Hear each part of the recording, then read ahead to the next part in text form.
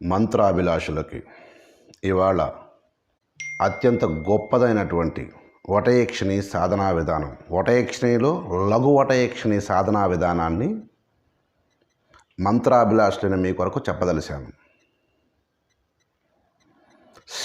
ఈ విద్య శీఘ్ర ఫలప్రదాయమైనటువంటి లఘు వటయక్షిణి మళ్ళా చెప్తున్నాను. ఎలా సాధించాలి అనే విధానాన్ని ఇవాళ చెప్తున్నా, శ్రద్ధగా వినండి. ముందుగా మీకు అన్ని అనుకూలాలైనటువంటి అన్ని విధాల అనుకూలమైన ప్రదేశం, సాధనకి అక్కడ ఏం చేసినా ఎవరు డిస్టర్బ్ చేయకుండా ఉండేలాంటి ప్రదేశాన్ని మీరు ముందుగా సమకూర్చుకోవాల్సి ఉంటుంది. ఎటువంటి ప్రదేశం అయ్యా అంటే నిర్జన ప్రదేశం, పొలాలు కావచ్చు, కానీ మర్రి చెట్టు మాత్రం ఉండాలి అక్కడ, గమనించుకోండి. అరణ్యం కావచ్చు, ఆశ్రమాలు కావచ్చు, ఎక్కడైనా సరే పురాతనమైన మర్రి చెట్టు అయినా పర్లేదు, లేదు ఒక 50-60 సంవత్సరాల మర్రి చెట్టు అయినా పర్లేదు. మరీ చిన్న మర్రి చెట్లు పనికిరావు. గమనించుకోండి, ఈ సాధనకి చిన్న మర్రి చెట్లు పనికిరావు. 50 సంవత్సరాల పైబడింది లేదా అంతకు పూర్వం 100 సంవత్సరాలు ఉన్నా పర్వాలేదు, కానీ మరీ 30 సంవత్సరాలు ఉన్నటువంటి చెట్టు ఈ సాధనకి అనర్హము. అటువంటి ప్రదేశం మీకు దొరికిన యెడల మీరు అక్కడ చేయవలసిన పని ఒకటి ఉంటుంది. ముందు స్థలాన్ని శుద్ధి చేసుకోండి. గోమూత్రంతో శుద్ధి చేసుకోండి, లేదా గోమయంతో శుద్ధి చేసుకోండి. అంటే పల్లెటూరులో చెప్పినట్టు కళ్యాప చల్లడాలు అలా చేసుకున్న తర్వాత ముందుగా ఎటు చూసినా 4 అడుగులు వెడల్పు, 2 అడుగుల లోతున ఆ చెట్టు, మర్రి చెట్టుకి తూర్పుకి అభిముఖంగా మధ్యలో మీరు ఒక గుంతను తీయండి. గుంతను తీసి మట్టి దూరంగా వేసేయండి. దూరంగా వేసిన తర్వాత అందులో ఒడ్లు కానీ, రాగులు కానీ, సొద్దలు కానీ, జొన్నలు కానీ మీకు అనుకూలంగా ఈ 4 ధాన్యాల్లో ఏదో ఒక ధాన్యం మీకు అనుకూలం ఉన్నదానికి దాని నిండా నింపండి. దేని నిండా? గుంత నిండా నింపి దానిపైన తర్వాత మట్టి పోసేసి భద్రం చేసి పెట్టుకోండి. అంటే ఛిద్రం కాకుండా అది. ఆ తర్వాత దానిపైన 11 గుమ్మడికాయలతో రౌండ్గా సర్కిల్ ఆకారంగా కూష్మాండ ఆసనాన్ని బలంగా భద్రంగా తయారు చేసుకోవాలి సుమా.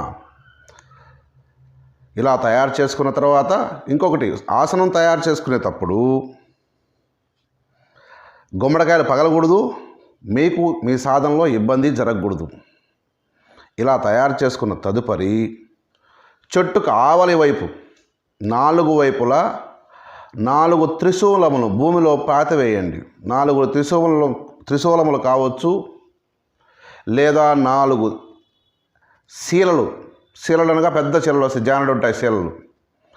దాన్ని ఒక కోడిగుడ్ని, ఒక తాటాకు ముక్క, తాటాకు తెలుసుగా, పచ్చి తాటాకు చిన్న ముక్క ఒకటి తీసుకొని ఆ 3 ఎటు చూసినా కరెక్ట్గా పాతుకోండి. 4 పక్కల 4 మూల దిగ్బంధనం లాంటివి అనుకోండి, గుర్తుపెట్టుకోండి. ఇది 4 మూల మీరు దిగ్బంధనం చేసుకోవాలి. ఆ దిగ్బంధనం చేసే మంత్రం ఇక్కడ చెప్తున్నాను, వినండి. క్షం నమశివాయ అనే మంత్రాన్ని 11 సార్లు తూర్పుకి ఈశాన్యం దిక్కు 4 పక్కల పెడతారు కదా, 4 దిక్కుల్లో మీరు పెట్టినప్పుడు, తూర్పు, పడమర, దక్షిణం, ఉత్తరం అనే దిక్కులో మీరు పెట్టినప్పుడు ఇందాక పైన నేను చెప్పిన మంత్రాన్ని, క్షం నమశివాయ అనే మంత్రాన్ని 11 సార్లు జపించి ఒక చీల, ఒక కోడిగుడ్డు, ఒక తాటాకు, ఎండిపోయిందన్నా పర్లేదు, బట్ తాటాకు పచ్చిదనం పర్లేదు, 4 మూల బెత్తెళ్ళ లోతు, ఒక జానం లోతు తవ్వి బూడి చేయండి. బూడి చేస్తే అది మీకు రక్ష కావచ్చు. ఈ సాధనలో ఎటువంటి భూతాలు కావచ్చు, చుట్టూండే భూతో చోట పిచాచులు కావచ్చు, మిమ్మల్ని డిస్టర్బ్ చేయకుండా మీ సాధనా సమయంలో. తదుపరి సాధకుడు ఈ సాధనని పౌర్ణమి లేదా అమావాస్య ముందు ఇవన్నీ రెడీ చేసుకొని ఎగ్జాక్ట్గా అమావాస్య గడియలు, పౌర్ణమి గడియలు స్టార్ట్ చేయాల్సి ఉంటుంది. అంతకుముందు ఈ స్థలాన్ని, ఈ ఆసనాన్ని ఇవన్నిటిని సెట్ చేసుకోవాల్సి ఉంటుంది. గమనించాలి. ఈ దిగ్బంధన ఎప్పుడు చేసుకోండి, మీరు సాధనకు ఉపక్రమించే 1 గంట ముందు చేసుకుంటే చాలు. అది మొదలు సాధకుడు తెల్లని వస్త్రం మాత్రమే ధరించవలను. ఆ 41 రోజు సాధనలో, ఈ సాధనకి 41 రోజులు టైం పడుతుంది. ఈ 41 రోజులు తెల్లని వస్త్రములు మాటే ధరించవలను. నెయ్యి, ఆవు నెయ్యితో కూడినటువంటి ఆహారాన్నే భుజించు. అన్నంలో నెయ్యి వేసుకో, ఉప్పు తినకూడదు, పులుపు తినకూడదు. నెయ్యి అన్నం హవిస్ అని అంటారు దాన్ని, అది మాత్రం తీసుకుంటే మంచిది. కుదరని పక్షంలో బొరుగులు ఉప్మా తినండి. మన రాయలసీమలో ఒగ్గాని అంటారు దాన్ని, అటువంటి తయారు చేసుకొని తినండి. అదే మీకు ఆహారం. అతి నిద్ర పనికిరాదు, అతి ఆహారం పనికిరాదు, అతి మాటలు పనికిరావు. మితాహార, మిత నిద్ర, మిత భాషణం. ఈ సాధనలో 41 రోజు అలా వండిన వాళ్ళు ఈ సాధనకి అర్హులు. ఇకపోతే మీకు రైతులైతే బాగా తెలుసుంటుంది, పల్లెటూరులో అరిగిపోయిన కర్రు ఒకటి తెచ్చుకోండి, లేదా అరిగిపోయిన కత్తి ఉంటుంది, మొద్దు కత్తి అంటారు దాన్ని.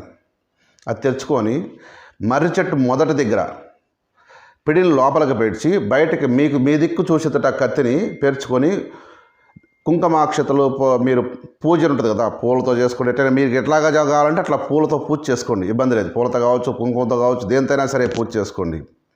ఆ తదుపరి నేను ఇక్కడ ఇవ్వబో మంత్రాన్ని సాధకుడు చేయవలసి ఉంటుంది. సాధకుడు బహు జాగ్రత్తగా వినవలెను.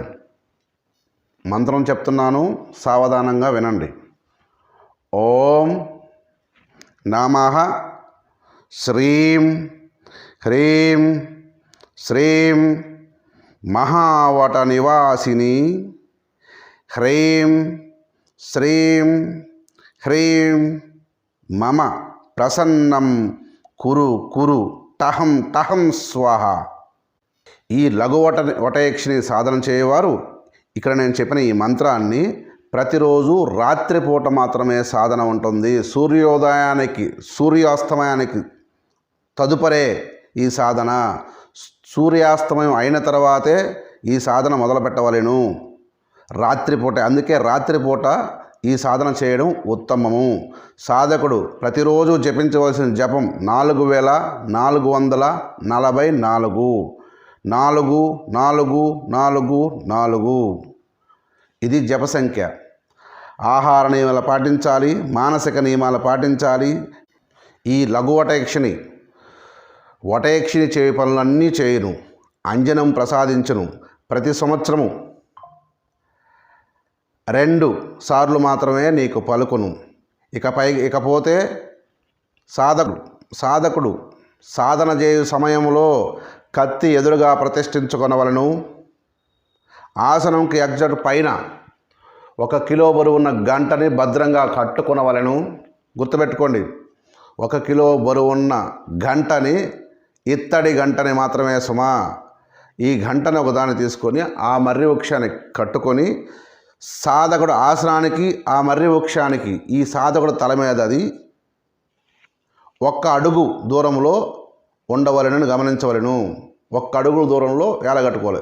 సాధకుడు ఇలా కూర్చొని సాధన చేస్తుంటే అతని నెత్తి మీద 1 అడుగులో ఆ గంట ఉండాలి, గమనించుకోవాలండి. ఇలా గంటని ఖచ్చితంగా గంట కట్టుకోవాలి. లాస్ట్లో చెప్పాను అనుకోవద్దు, చెబుతూ ఉంటాను. మీరు భద్రంగా ఎక్కడెక్కడ ఏ పాయింట్ చెప్పానని మీరు రాసుకోండి. ఇది మొత్తం వినండి ఒకసారి. విన్న తర్వాత మీకు అర్థమైద్ది ఎక్కడ ఏ పాయింట్ చెప్పాను, ఎందుకు చెప్పాను, గంట ఎప్పుడు చెప్పాను, ఇవన్నీ మీకు నిదానంగా అర్థమవుతాయి. అర్థమైన తర్వాత నీట్గా అన్నిటినీ రాసుకోండి, మంత్రాన్ని రాసుకోండి, సాధనా విధానాలు రాసుకోండి, 1 by 1 చేసుకోండి. ఇలా నేను చెప్పినట్లు ఈ సాధన ఎవరైతే చేస్తారో ఆ సాధకులకి అంజన గుటికా సిద్ధి కలుగుతుంది.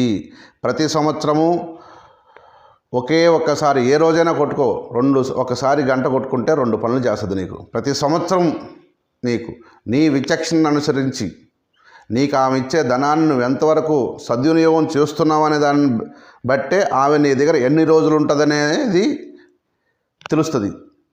ఇన్ని రోజులు ఉంటుందని నేను ఇప్పుడు చెప్పకూడదు. తర్వాత రేపు మీరు ఆమె వస్తుంది, మీరు ఏదో కష్టపడి సాధన చేస్తారు, ఏదో సాధించుకుంటారు, తర్వాత అడ్డదారులు పోతారనుకో, ఆమె వెళ్ళిపోవచ్చు. అప్పుడు ఇన్ని రోజులు ఉంటారని ఖచ్చితంగా చెప్పలేం. మీ విచక్షణ, మీ ధర్మనిరతని బట్టే ఆమె ఈ సాధన ఎవరికైతే సిద్ధిస్తుందో ఆ సిద్ధుడికి మాత్రమే ఇది అర్థమవుతుంది, అతడికి మాత్రమే ఆమె పలుకుతుంది, అతడికి మాత్రమే అని ఎందుకన్నానంటే అతనికే తెలుస్తుంది. ఇప్పుడు ఇక్కడ సాధన నువ్వు చేస్తే నీకు తెలుస్తుంది, నేను చేస్తే నాకు తెలుస్తుంది. నా అనుభవం నీ అనుభవం కాదు. ఇక్కడ నీకు ఒక కొత్త అనుభవం వస్తుంది ఈ సాధనలో. ఇక్కడ సిమిలారిటీ ఏమంటే సాధనా విధానాలు వచ్చే ముందు ఎలా ఉంటుంది, ఎన్ని రోజులకు వస్తుంది.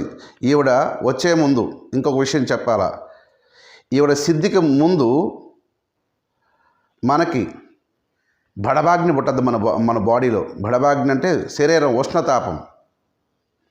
దానికి మీరు భయపడబడలేదు. ప్రతిరోజు వెన్నపూస పూసుకుంటే చాలు.